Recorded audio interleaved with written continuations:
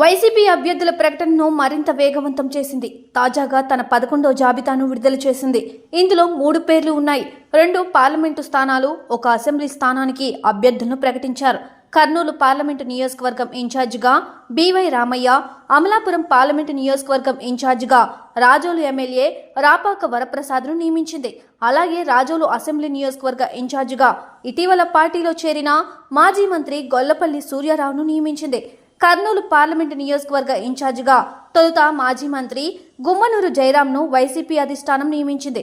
అయితే ఆలూరు అసెంబ్లీ నుంచే తిరిగి పోటీ చేస్తానంటూ జయరాం పట్టుబట్టారు. అయితే దీనికి వైసీపీ అధిష్టానం అంగీకరించకపోవడంతో జయరాం పార్టీని వీడారు. టీడీపీలో చేరి గుంతకల్ నుండి పోటీ చేసే ఆలోచనలో ఉన్నారు. ఈ నేపథ్యంలో ఆయన స్థానంలో బీవై రామయ్యను కర్నూలు పార్లమెంటు నియోజకవర్గ ఇన్ఛార్జిగా వైసీపీ నియమించింది. అలాగే ఇటీవలే పార్టీలో చేరిన మాజీ మంత్రి గొల్లపల్లి సూర్యారావుకు కూడా జగన్ అవకాశం కల్పించారు. గొల్లపల్లిని రాజోలు అసెంబ్లీ ఇన్ఛార్జిగా నియమించారు.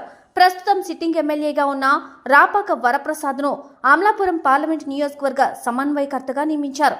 గొల్లపల్లి సూర్యారావు 2004లో కాంగ్రెస్ నుండి తొలిసారిగా ఎమ్మెల్యేగా గెలుపొందారు. వైఎస్ హయాంలో మంత్రిగా పనిచేశారు. 2014లో టీడీపీలో చేరారు. 2019 ఎన్నికల్లో రాజోలులో రాపాక చేతిలో ఓడిపారు. ఇటీవల టీడీపీ జనసేన కూటమి పొత్తులో భాగంగా సీటు వచ్చే అవకాశం లేదనే అనుమానంతో వైసీపీలో చేరిపోయారు. ఇక రాపాక వరప్రసాద్ 2019లో రాజోలు నుండి జనసేన అభ్యర్థిగా గెలుపొందారు. ఆ పార్టీ నుండి ఏకైక ఎమ్మెల్యే అయినా ఆయన తర్వాత వైసీపీకి మద్దతుగా నిలిచారు. రాబోయే ఎన్నికల్లో రాజోలు ఎమ్మెల్యేగా పోటీ చేయాలని భావించిన వైసీపీ అధిష్టానం అమలాపురం పార్లమెంట్ అభ్యర్థిగా బరిలో నిలపాలని నిర్ణయించింది.